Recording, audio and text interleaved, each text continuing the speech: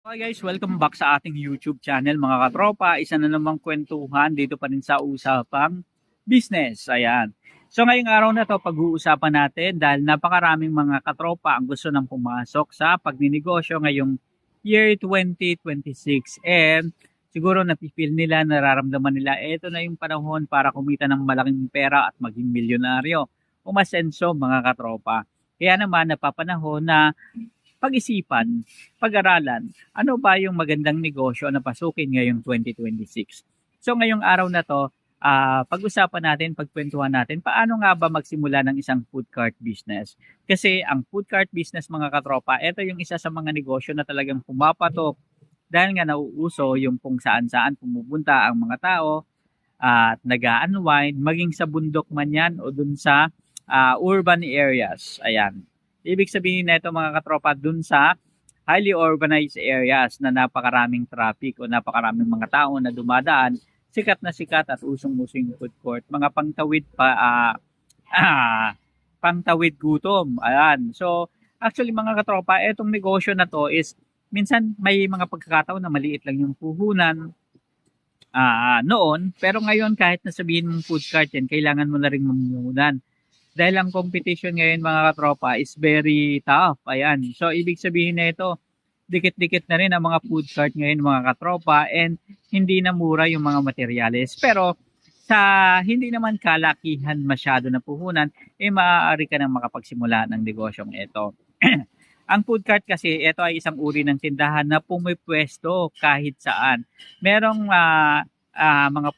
mga vendors na tinatawag na ambulant vendors, and dito kasama ito mga food cart business. Ito yung makikita natin sa lansangan.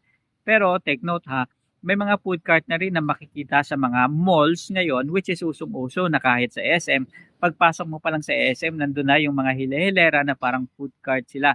Parang mga tiyangge na may mga food cart doon, and Bancheto, ayan.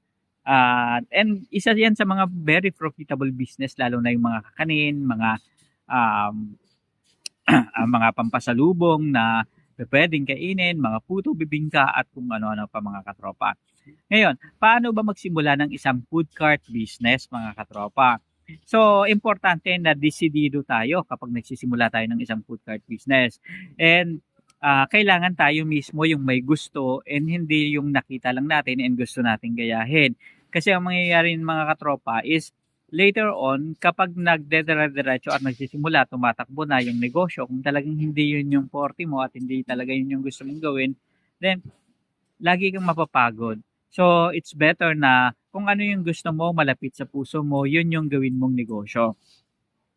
Ang pagnenegosyo kasi ng food cart mga katropa, kailangan pinag-aaralan din. So, maraming mga food cart, iba't ibang klase, merong fishball, squid ball, kikiam, may chicken ball, at kung ano-ano pa mga katropa. Kasama na dyan yung may mga fried rice na may siomai, and may mga palamig gulaman, may mga buko juice, may mga hotdog footlong sandwich, french fries, at saka yung mga chicken na binabalutan ng parang breadings, di ba? So, usong-uso yan mga katropa, and isasawsaw sa suka. Ganun na rin mga katropa, yung mga lumpia. Ayan, kahit pansit nga, naka-food cart na mga katropa. So pag-isipan, pag-aralan, ano ba yung klaseng food cart yung gusto kong gawin? Yung iba nga, yung mga lumpia na fresh, and yung iba naman mga katropa is yung mga nauuso na rin yung food cart ng mga Korean concept food cart, di ba? Yung mga squid ball, mga pusit, ayan, at kung ano-ano pa, talaga namang napakarami nating mapag-uusapan na iba't ibang klaseng food cart. Ngayon, ano ba yung requirements para makapagsimula ng food cart business? Well, mga katropa, depende yan sa kung anong klaseng food cart yung gusto nyong pasukin and saang lugar ba kayo. May mga requirements na, may mga food cart na required na kailangan ng complete requirements. Kasama na dyan kung ang food cart mo inasa high-end, naka-station sa high-end areas like malls, na hindi basta-bastang food cart yung ilalagay mo, kundi talagang maganda yung pagkagawa ng food cart and hygienic yung food cart, and nakakuha ka ng mga business permit, mayor's permit, nakakuha ka ng DTI, and meron ding yung sa tax, sa BIR, and mayor's permit, sanitary permit, kasama na rin dyan yung sa Bureau of Fire. Ayan, importante kasi ito mga katropa kasi nga minsan yung mga food cart gumagamit ng mga stove, ng mga shellane at kung ano-ano pa. Kaya importante i-safety natin yung mga customer mga katropa. And kahit yung mga food cart sa lansangan mga katropa, nire-required nila na kumuha ng barangay permit. Ito ay para ma-identify yung mga tao na nagtitinda sa kanilang areas, lalo na yung mga pagkain. Kasi importante rin na isaalang-alang natin yung safety ni customer na nagpapatronize ng ating negosyo. Kailangan rin mga katropa na malaman natin at alamin magkano ba ang puhunan na dapat kong ilaan sa isang food cart business. Well mga katropa, kung ang food cart business na gagawin mo is yung sa lansangan, maaari kang gumastos ng 30k to 90k pesos. Kasama na dyan yung mga ingredients, facilities, food cart na rin. Ayan, pero simpleng food cart lang yung pinag-uusapan natin mga katropa. Hindi ito yung food cart na may sidecar. Ito yung food cart na ipepwesto mo lang na parang cart lang talaga siya. Then, kung sa mall ka naman mga katropa o magpa-franchise ka, ang mga food cart business kasi ngayon mga katropa is tumatakbo na ng 200,000 hanggang 400,000 pesos. So kasama na dyan mga katropa yung franchise fee. Ngayon kung magpo-food cart ka sa mall, halos approximately ganon din mga katropa yung gagasusin mo o baka mas malaki pa kasi mayroong rental fee mga katropa, and alalahanin natin may mga security deposit na kailangang ibigay ng advance. Kaya importante mga katropa, kung papasok tayo sa isang food cart business, anong klaseng food cart ba yung bala kong pasukin? Yung food cart na merong sidecar para at least makapunta kung saan saang event. Isang advantage din yun mga katropa.